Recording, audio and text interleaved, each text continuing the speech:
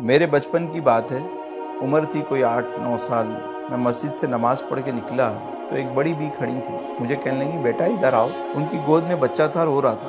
کہنے لگی اس کو درود پڑھ کے دم کرو. میں نے درود شریف پڑھا، دم کیا. میں نے پوچھا اس سے کیا ہوگا؟ کہنے لگی کہ بچہ ٹھیک ہو جائے گا. ابھی یہ سارے نیک لوگ مسجد کے اندر ہیں، جب یہ سارے باہر آئیں گے تو اس بچے پہ درود پڑھ کے دم کریں گے، یہ بچہ ٹھیک ہو جائے گا. اور واقعی بچے ٹھیک ہو جاتے ہیں. آج جو لائنیں چائلڈ اسپیشلسٹ کے باہر لگی ہوتی ہیں، بچوں کو لے کر لوگ بیٹھے ہوتے ہیں، پہلے یہ لائنیں ہمارے بچپن میں مسجد کے باہر ہوا کرتی. مغرب کی نماز کے بعد لائن لگی ہوتی، جن کے بچے بیمار ہوتے لوگ نکلتے، دم کرتے، بچے ٹھیک ہو جاتے. کیوں؟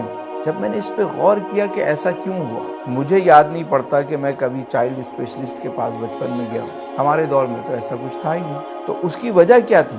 وجہ یہ تھی کہ لوگ تقسیم کرتے تھے. گھر میں تھوڑا سا سالن پکتا لیکن پڑوس میں تھوڑا سا ضرور بھیجا جاتا. گھر چھوٹے تھے لیکن دل کشادہ تھے. مہمان آ جاتے تو لوگ ایڈجسٹ کر لیتے تھے. ہم دیکھتے ہیں کہ لوگ تقسیم کرتے تھے. ایسا کیوں ہوتا تھا کہ سکون کیوں تھا، اطمینان کیوں تھا، لوگ بیمار کم ہوتے تھے؟ وجہ کیا تھی؟ وجہ یہ تھی کہ لوگ تقسیم کرتے تھے.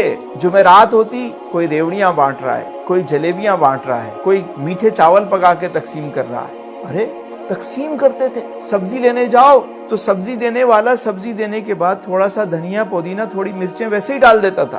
گوشت والا گوشت تولنے کے بعد ایک ہڈی، ایک بوٹی ویسے ایکسٹرا دے دیتا تھا. چاول والا تھوڑا چاول زیادہ ڈال دیتا، دال دینے والا دال تھوڑی ڈال دیتا. ہوٹل میں گریوی الگ سے مل جاتی تھی. اب سب کچھ کمرشل ہو گیا.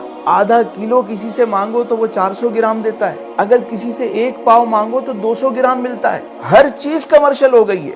یاد رکھیے، اگر آپ کھانا تقسیم کریں گے آپ کا کھانا کبھی کم نہیں. آپ کسی کے لیے پانی کا بندوبست کریں گے، جہاں پانی نہیں ہے پانی کا انتظام کریں، آپ کے گھر کا پانی کبھی کم نہیں. اگر آپ لوگوں کے لیے کپڑے کا بندوبست کرتے ہیں، سردی میں لحاف کا بندوبست کرتے ہیں، آپ کے گھر کی عزت، چادر ہمیشہ محفوظ رہے. آپ کے تن کے کپڑے کبھی کم نہیں. آپ علم بانٹیں، آپ کا علم بڑھے گا. جو چیز تقسیم کریں گے وہ بڑھتی رہے گی. یاد رکھیے، جس کنویں سے لوگ پانی نکالتے رہتے ہیں اس میں تازہ پانی آتا رہتا ہے. جہاں لوگ پانی نکالنا چھوڑ دیتے ہیں جوہر بن جاتا ہے، کائی جم جاتی، اس پانی میں بدبو پیدا ہو جاتی. جو مال تجوریاں بھر بھر کے رکھتے ہیں اور اللہ کی راہ میں تقسیم نہیں کرتے، وہ مال یوں ہی رہ جاتا ہے. اچانک جب وہ مال نکالنے کی بات آتی ہے تو مال کے ساتھ ساتھ صاحب مال بھی نکل جاتا ہے اس صدمے سے.